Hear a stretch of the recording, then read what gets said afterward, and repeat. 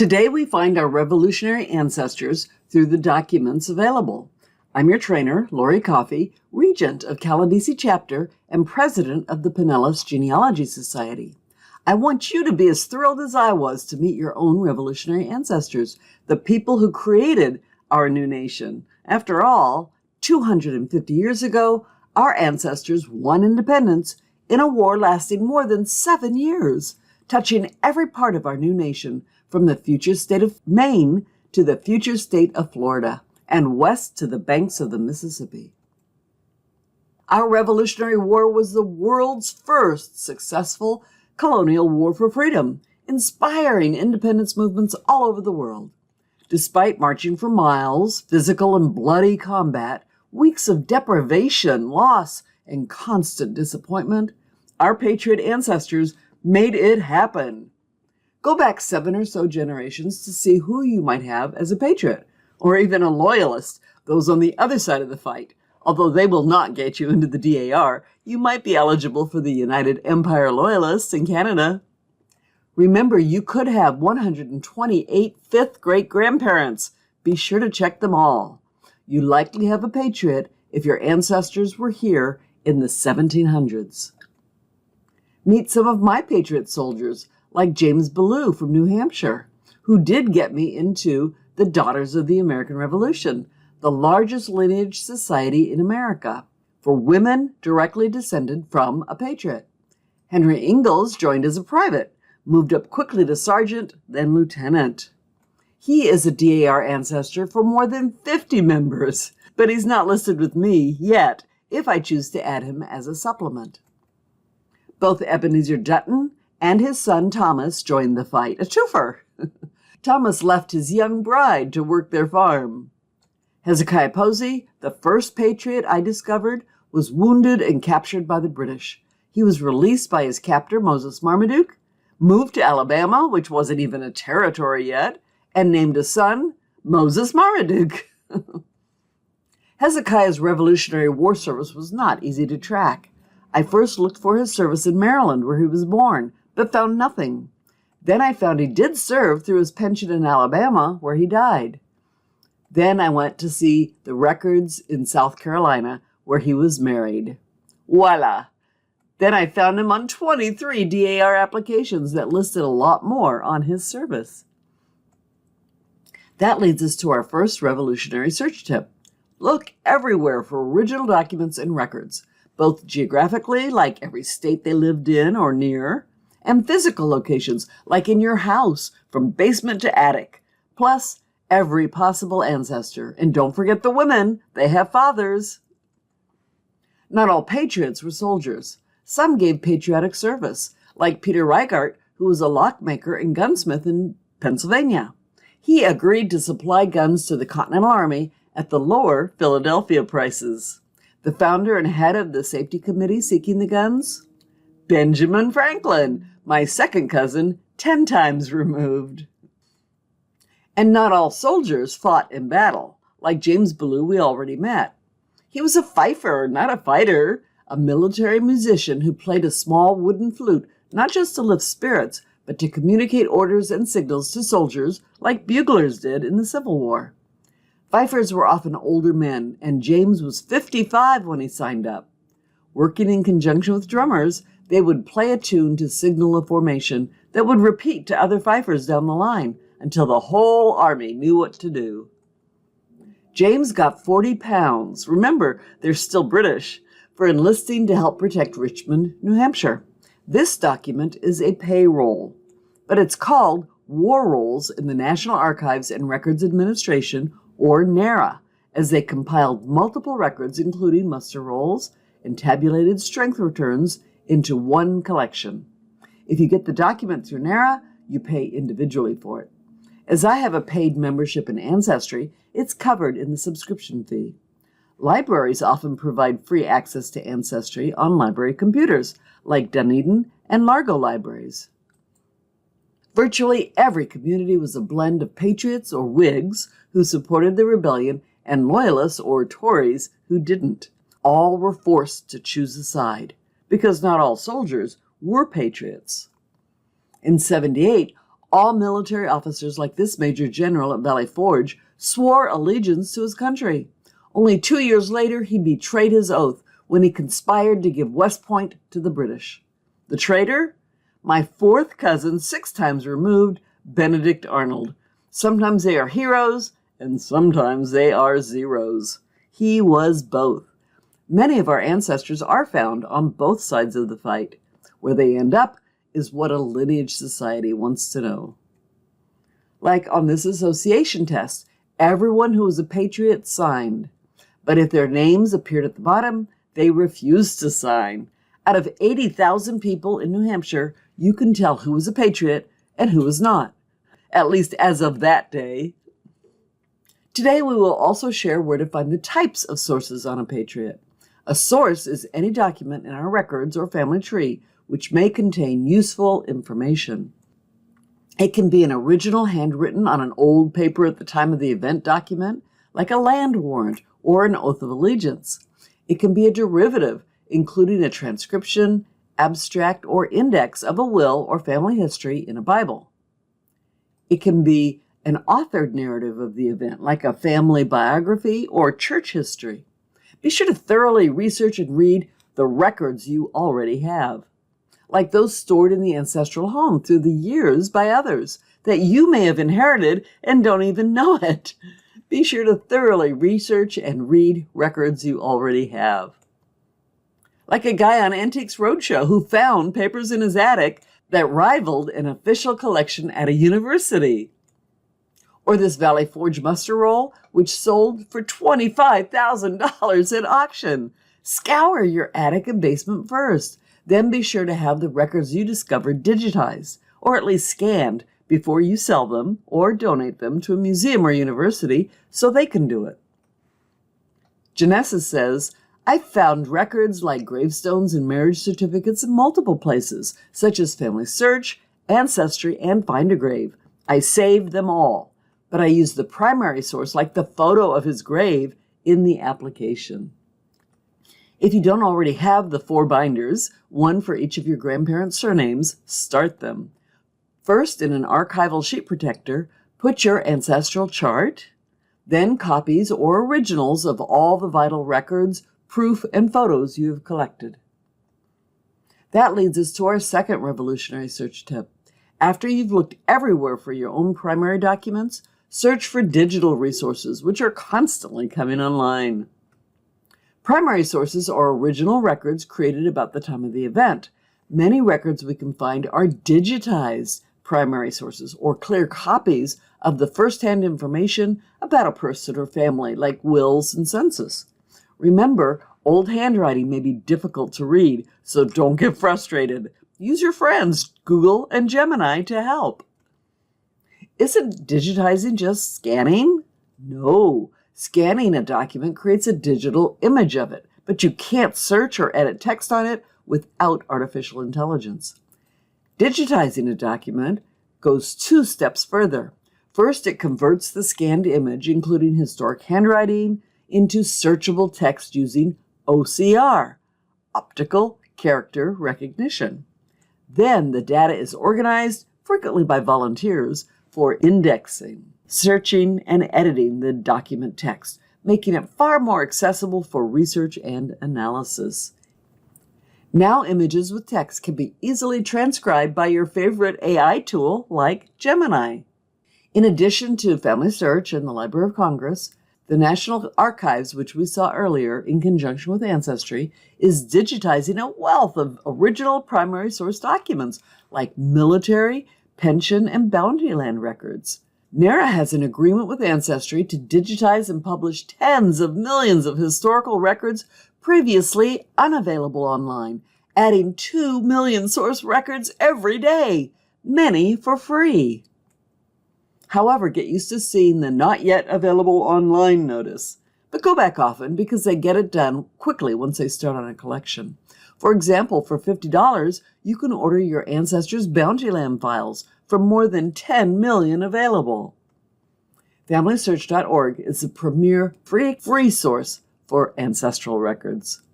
Provided by the LDS Church or the Mormons, It has a library and a website chock full of useful records, all for free. All you need is an account. Remember to save your username and password. Once you create your free account, log in and click Search. Then Family Tree. Find by name, enter the details you know about your ancestor, then click Search to ensure that they are your ancestor. There's 3 people here, only one of them is my ancestor. NARA also lists state archives where many records are found. Other free options include the Digital Public Library of America and the U.S. GenWeb project, which lists free links to each state with links to more free resources that might be useful. Let's say we want to join the popular DAR, now with more than 1 million members since its founding in 1890. So I apply. What proof do they need from me? In a hierarchy of best documentation, someone else's successful application is best. For example, I used a Sons of the American Revolution, or SAR, application from a distant cousin that I don't know. This is the easiest way to prove a lineage. When you have more than one application to choose from, look for the newest one with the most complete data. Sometimes you might see future applicants must prove correct service. Why? The proof of service is no longer valid. The proof doesn't meet today's standards like unreadable tombstone or obituary written by the family. Same name, wrong person issue which plagues us continually in genealogy. To differentiate, look for exact birth date or spouse or land records or siblings. I found one recently based on cemetery. There were 2 different cemeteries.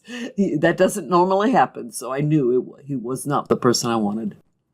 To differentiate, look for exact birth date or spouse or land records or siblings. Their residence is in South Carolina, but the service is in New York. FYI, Northerners marched south to fight. Southerners did not march north. Or applicants have copy and pasted the exact same service for multiple people, any of which means that we, as future applicants, must provide better proof that meets current standards. Our next best proof records are the vitals, such as a will or minister's record. Remember, originals are always best over derivatives. Then we want local, state, or federal records like military pensions that list widow and or minor children, or local records like probate or land records, especially those that show family relationships. Finally, published compilations like a family biography is least desirable, but it can be acceptable if it meets the criteria for proof and is written contemporary to the ancestor's life. I had to fight for this one, which was contemporary. By the way, other family trees are never acceptable proof, but the sources they contain might be. Did your ancestors serve in the militia or as a continental soldier? By the way, why are they called continental? We are a continent, but England is just an island. In fact, Hamilton asks in the Pulitzer Prize-winning play, why should a tiny island across the sea regulate the price of tea? Let's look back at the Revolutionary timeline to see how tea prompted the war with Mother England and why we have 2 types of armies and records. We'll start back in 1651 when Cromwell's Navigation Acts had a disastrous effect on trade for the colonies. Called the selfish policy, it required that all colonial goods must come exclusively to England, exclusively on English ships. That meant no more trading with the Dutch right down the coast in Manhattan, and all imports had to be taxed and imported through England, even if they were going from America to the Caribbean. This convoluted policy was the first to strain their relationship with the mothership and led to an appetite for independence in the colonies. In 1765, with George III now at the helm, they have not eased up on the Navigation Act, but have added a new tax stamped on every document in the colonies like legal papers, almanacs, newspapers, even playing cards. This act forced our ancestors to put their names on more official papers. Look for the newspaper protest lists or court petitions. People from merchants to artisans resisted this taxation without representation as a matter of their ancient constitutional rights from the Magna Carta of 1215, which promises that English never, never, never will be slaves of anyone, including the king. 10 years before his Give Me Liberty or Give Me Death speech, Patrick Henry vigorously attacks the Stamp Act and Parliament. This close to treason, he also warns that anyone who supports the tax is an enemy of the colonies. Fortunately for all, the Stamp Act was quickly repealed, but was replaced with the Declaratory Act of 1766. Even worse, it gave the British Parliament absolute power to tax the colonies any way they wanted. Then the Townshend Acts of 67 and 68 began limiting our right to assemble in our own legislatures to complain about it. Colonists felt a tyrannical squeeze of the British government. The pot of revolution is beginning to boil. Where do we start looking for the revolutionary among our ancestors? By assuming that any male ancestors that were here served, if the time frame is right, and they weren't Quakers or Mennonites, although some of them did serve. In your search software, like the always free Family Search, create a new fact called military. Then guesstimate the appropriate date for military service, about 1776. Any male ancestor in his 20s to 30s in one of the 13 original colonies during the 1770s is a likely candidate. In Ancestry, I put in a military placeholder and find that James signed the Association Test of New Hampshire. Be aware that most records will be from the state. By the way, which one was not one of the 13 original states, Georgia or Maine?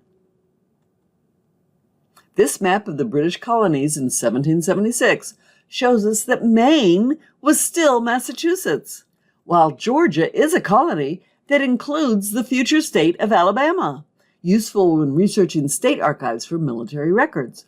If your ancestor lived in Maine, his military records are found in the Massachusetts archives, and if he lived in Alabama, his war records are in Georgia archives. The UK colonies were first called the United States in the July 4th, 1776 Declaration of Independence, but they each joined the United States on the date they signed the Constitution. When you don't know where to look, always start with a basic Google search. For example, New Hampshire Association Test, and find it through the University of New Hampshire for free download. Well, I didn't find James Ballou. I did find James Below, which is a problem with the derivative. Clearly, this is not original to the event. That means a government official reviewed the original, which may be faded or really hard to read and certainly fragile, and typed the information into a new record. Back to our timeline. Now we're in the Revolutionary period. For 10 years, the colonies discussed and officially protest those acts of taxation without representation. Unfortunately, it falls on deaf ears. Parliament calls us ungrateful, and King George calls us lost. To see what else he calls us, check out the newly digitized free King George III archives. Link is in your handout. These priceless documents were found in the basement of the Duke of Wellington's palace. To get George's attention in 73, hundreds of people called the Sons of Liberty participate in the Boston Tea Party. However, only 116 are documented, as many are dressed in disguise. Why? The Daughters of Liberty suggested it to prevent reprisals. However, we all know the three most famous: John Adams, the lawyer, his cousin, Sam, the brewer, and Paul Revere, the silversmith Minuteman. While England continues to pull apart each colony's ability to assemble to make their own laws, in 74, it sends troops to invade Massachusetts, requiring Americans, even those with children and teenage daughters, to house the soldiers.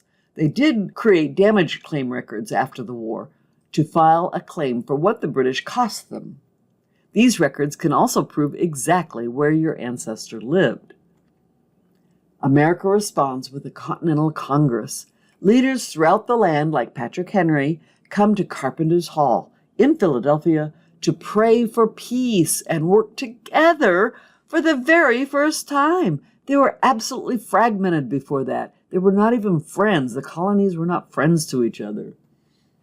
After much discussion and debate, they create a Continental Association test like we saw in New Hampshire, encouraging undecided citizens to join them and endorse the American cause, which means to stop importing from Britain and agree to not sell or buy British goods. Not easy to do. Eventually, they create Articles of Confederation to strengthen their unity, to take back their liberties and property. As a result, does Britain back down? Just the opposite. In April of 75, expecting no opposition, all those British troops in all those American homes, plus troops invading Boston Harbor, 2 by sea, march on Lexington, prompting the shot heard round the world, which begins the battle for independence, the first armed conflict of the Revolution. 3 hours away in Concord, the Patriots are now prepared with advance warning by their militia alarm system. In the end, 93 Americans are killed, wounded, or captured, while the British casualties is 3 times that. Everyone hears about this unlikely victory because the king's men poked the bear and the bear fought back. A political win for the Patriots. In response to the attacks, the colonies create our American Army. In July of 76 at Independence Hall, author Thomas Jefferson, assisted by Ben Franklin and John Adams, draft the Declaration of Independence, listing these truths to be self-evident: that the government of the new United States of America derives its power from the consent of the governed, called elections, not from birthright, fortifying their unity against Britain's monarchy and aristocratic parliament and officially inviting war. After 7 long years of battle, Cornwallis finally raises the white flag at Yorktown. Skirmishes continue, prompting the continued need for soldiers. In 83, Britain officially signs the peace accord with Ben Franklin, John Adams, and John Jay at the Treaty of Paris.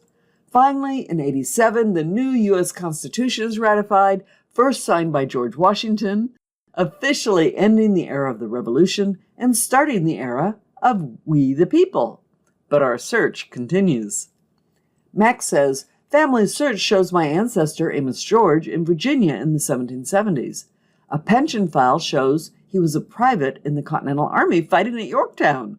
DAR confirms he was a patriot. For our next revolutionary search tip, focus your research. Select a specific area that interests you to focus on, not just your ancestor, such as a specific regiment, battle, or location. Then review secondary sources which interpret primary sources, like books, academic journals, and scholarly articles from online databases like Google Scholar and journal storage at JSTOR.org.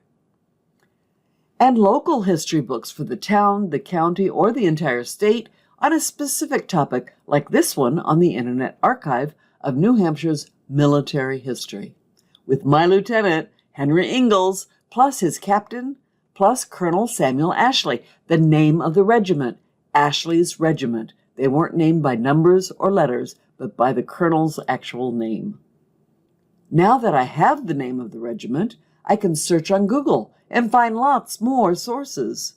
These likely won't mention my ancestor, but they can tell me how and where he might have spent the war. Meanwhile, a basic Google search finds a basic mention of a Revolutionary battle in Florida. But when I go to scholar.google.com to search, I find a detailed article written for a historical society. Kick your search up a notch using scholar.google.com. Here we see 2 kinds of muster roll sources: original, the handwritten one, and the typed one. While the typed one is more legible, it is a transcription. Mistakes are often made during the transcription process. When you have a choice, save both. The original is preferred by lineage societies. Sometimes forms for fill-in-the-blank records look like they are typed and therefore a transcription. but they might have been typeset in the 1700s and printed at a professional print shop, like colonial America's most famous printer, Benjamin Franklin's. The muster roll of Henry Ingalls, my ancestor and militia lieutenant, who marched for 13 days to protect Fort Ticonderoga, lists other interesting facts. He used 26 rations over 17.4 miles, earning 3 pounds, 10 shillings, and 2 pence. By the way, they got there after the fort was already lost to Gentleman Johnny Burgoyne's troops, so they turned around and walked home. As you may recall, Burgoyne finally lost at Saratoga. Look at this original record that was alphabetized in the original hand, not a transcription. The stamp on this microfilm tells me it's from the National Archives. For more information, I go to the first few slides to see this on page 4. More records to research on archives.gov. A muster roll is useful, but we genealogists always want a vital record first. What is a vital record? One that helps to prove this person is your person. Look for the 3 most important dates and records in an ancestor's life: birth, marriage, and death. The most sought-after records during the 18th century are a birth or baptismal list, which also names the parents from a preacher's personal files or a church; a town or county clerk record of marriage, which may list the parents; and a death record in a family Bible or a tombstone written at the time of the event. If the tombstone looks old enough and is legible, then download the image and use it from findagrave.com. It's useful to write out its transcription as well. The goal is to connect each generation to the next with the fewest number of documents possible. We don't just want to know when ancestors were born, but to whom they were born, thus answering the question, is this person one and the same as in the next document? Don't worry, lineage societies know that these records are hard to come by. They generally don't require all 3 vitals for each person. 1 per generation will likely suffice, especially if it's an original or clear image of an original. Do not send original records to any lineage society, just images of them. Or we may have to use vital extracts, like this derivative of church records for the county over 263 years. Great! You have the family Bible, and it contains birth, death, and marriage information on your ancestor. Will the lineage society accept it as proof? Depends on who wrote the entries. Was the author of each entry providing information about their immediate family? If yes, you're golden. If no, can you identify the previous owners and the provenance or trail of ownership to reasonably judge who the author is for your events? If the Bible is acceptable proof, get a clear image of it, and also a clear image of the publication date page at the front of the Bible. Unfortunately, they often wear out from use. Don't despair. Look at the beginning of the New Testament. The date may also appear there. Even though we don't have access to this will, the index puts father and daughters in the same area. Not definitive proof, but corroborating proof. This is how you start cobbling proof together when vital records are missing. Then you go back to check if the will has been digitized yet, or there's other records that will corroborate this information. Doug says, I was thrilled to prove that my grandmother's story was right. We did have a patriot who was one of George Washington's bodyguards. First, I researched that group, then I found my ancestor listed online in rosters of the group. Finally, I found a cousin who had our patriot's original discharge papers signed by Washington. He made a copy for me. I'm sure he asked politely. Time for another revolutionary search tip. Be critical. Evaluate sources carefully and consider multiple angles. While professionals do not consider another family tree as proof, it may have a source you can use.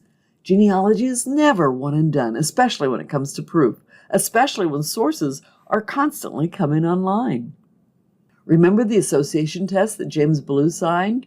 In public houses and taverns, every adult male of New Hampshire was asked to sign their name to ensure that at the risk of their lives and fortunes, with arms, that means guns, they will oppose the hostile fleets and armies against the United American Colonies.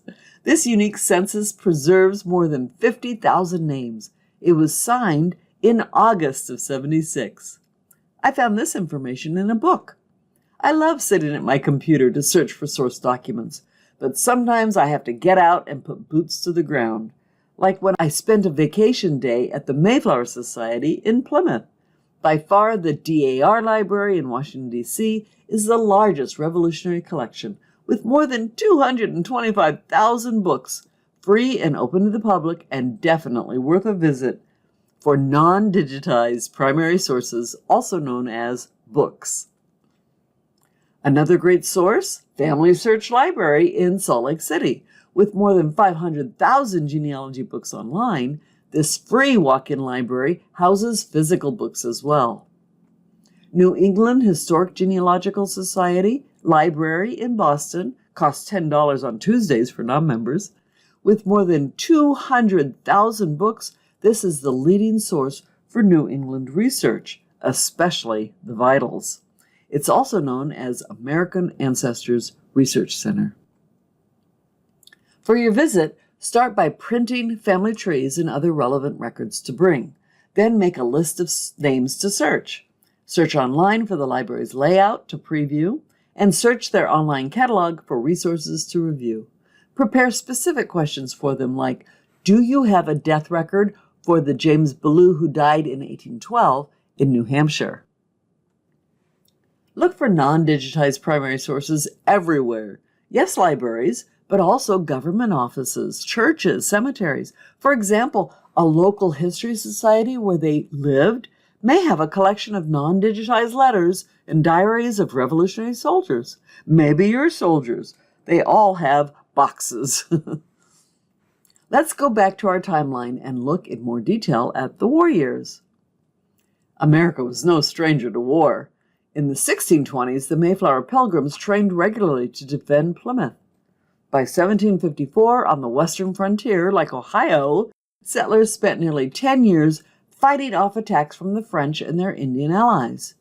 Because Ben Franklin knew they couldn't trust Mother England to protect them, in 1747, he established militias of men in Pennsylvania, including some peace-loving Quakers, to train periodically so they could be called up when a threat arises. Eventually, up to 15% of all the men throughout the colonies joined the militias. For example, in Massachusetts, each town was told to provide a captain and 60 men to fight only when needed, mostly in the summer. After all, these men were mainly farmers, and winter was frozen, while fall meant harvest and spring meant planting. 25% of the militia upgraded into the better-trained Minutemen, who could come to the town's defense when the alarm sounded at a minute's notice, like Paul Revere. In 1775, after Concord and Lexington, our new Continental Congress ordered a new American Continental Army. Several hundred men answered the call, when they were looking for several thousand. Read the entire history of it in the free U.S. Army book, The Continental Army. The link is in your handout. When looking at military records, you likely won't see any difference between Army and militia, like these for father and son. It will say either Continental Troops or the state if it's militia. But notice the state also has an image of the original. They had the images longer, so they had the time to digitize them. While the militia claimed 15% of all American men, eventually 3% joined the Continental Army. So why would patriots join the fight? Love of freedom? Love of country? Probably. But maybe the bounty cash. This is from the history of Richmond, New Hampshire, where they voted to pay a bounty of 12 pounds cash for a term of 8 months of service in their militia. 7 months later, likely due to lackluster recruiting, they doubled it to 24 pounds, or about $7,000 today. And for those who could wait for their prize, they were encouraged to fight for bounty land in one of these states providing it, plus territories like Ohio. Let's see the process a patriot went through to receive land he earned fighting in the war. First, apply to get the warrant or government document declaring the right to obtain land. This application is from Pennsylvania. Then they get the warrant, like this one, from Virginia. They may request that it be transferred to their son or other person. A lot of times they didn't want to leave, but they wanted their first or second or third born son to get the land. The patriot must then pay his own way to find and look at the land and have the parcel they want surveyed. Generally, this was a permanent move, so it would take the whole family and all their supplies. Then they go to the land office and redeem the warrant for a land patent, which was like a deed from the government, declaring land ownership to the patriot and his heirs and assigns forever. Look for the application, the warrant, and/or the patent from the Bureau of Land Management, General Land Office. Or Heritage Quest online, with the premier collection of Revolutionary bounty records available for free in libraries. Or like Largo Library on their website with your library card under eBranch Heritage Quest. These files contain about 80,000 applications for pensions and bounty land from troops who served. It even shows an image of the document. These records are also available on Fold 3, Ancestry.com, and other libraries around the country. Militia pension records started early in the war, but the federal pension began in 1818 until 1836, creating extensive files. Also post-service records like this pension application from 1832, where the veteran, your ancestor, is interviewed about his service. This is where history becomes biography.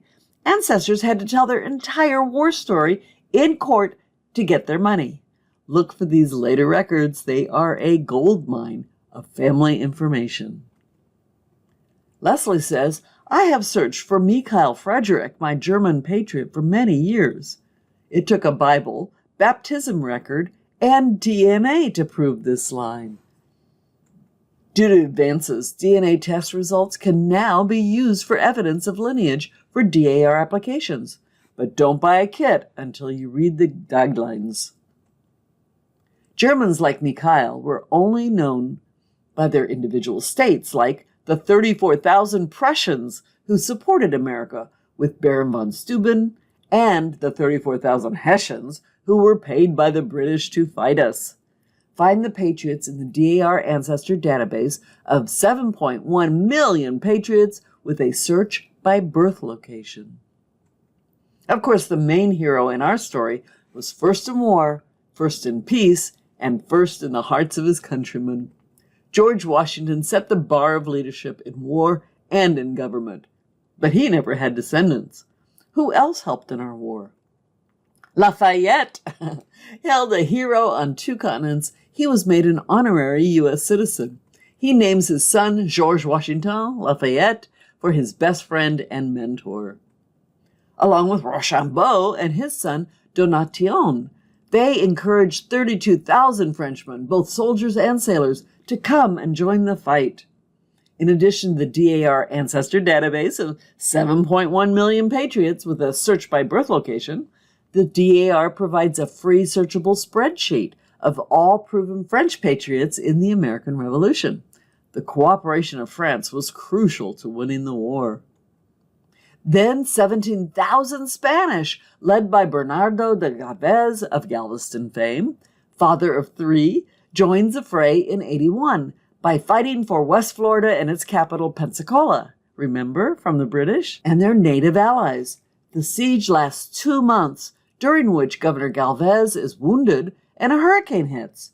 Eventually, a lucky shot hits the main British ammo shed, allowing Spanish forces to quickly take over. Spain asks all their soldiers in America to send money for the fight, who are now eligible for DAR. Find a spreadsheet of proven Spanish patriots on the website, or find them in the 7.1 million patriot database, search by birth location, both Spain, Canada, and Louisiana. A basic Google search yields other websites with lists of revolutionary ancestors. For those who were enslaved, the best prize was liberty. Imagine when that light of freedom first shines. Skilled patriots of color could gain freedom through war service, like Joseph Brown of Massachusetts. The son of a black mother and a Wampanoag father, Brown enlisted in Captain Francis Felton's Marblehead militia to guard the coast. His pension application says he joined the war as a replacement for his master's son. He thankfully endured the time, he said, looking forward to his liberation as a result. Happily, he received it and became a prosperous member of the community. He married Lucretia Thomas, purchased a home on Gingerbread Hill, where they operated a successful tavern, famous for her gingerbread cookies. Entire American regiments recruited men of color to fight. The Fighting First of Rhode Island bravely inflicted so many casualties on Hessian mercenaries during one battle that the German commander resigned rather than continue the fight. James Armistead, an enslaved man from Virginia, served as a spy for the Marquis de Lafayette.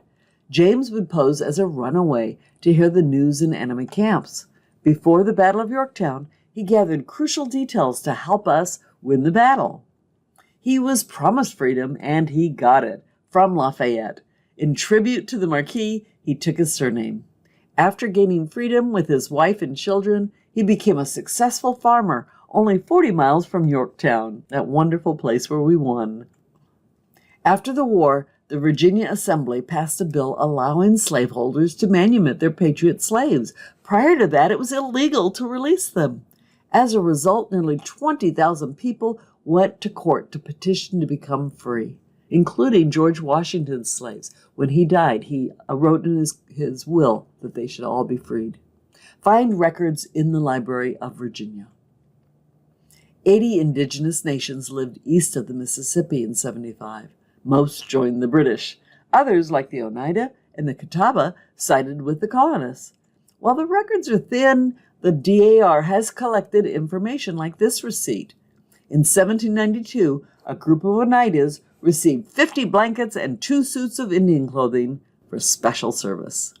The names of the 22 are listed on the document. This is from our E Pluribus Unum initiative, devoted specifically to the service of patriots of color in the Revolution. The goal is to provide access to sources and to establish more of these extraordinary individuals as DAR recognized patriots. The link is in your handout. A much smaller but very influential group of patriots of color were the Jewish. In fact, Chaim Solomon, a Sephardic Jew from Poland, was a major financier. When Washington's troops were close to mutiny for not being paid, Solomon dug into his own pocket and paid nearly $20 million in today's money for our cause, through to the final campaign of Yorktown, winning us the war. Sadly, he died only 4 years later, at 44, in debtor's prison.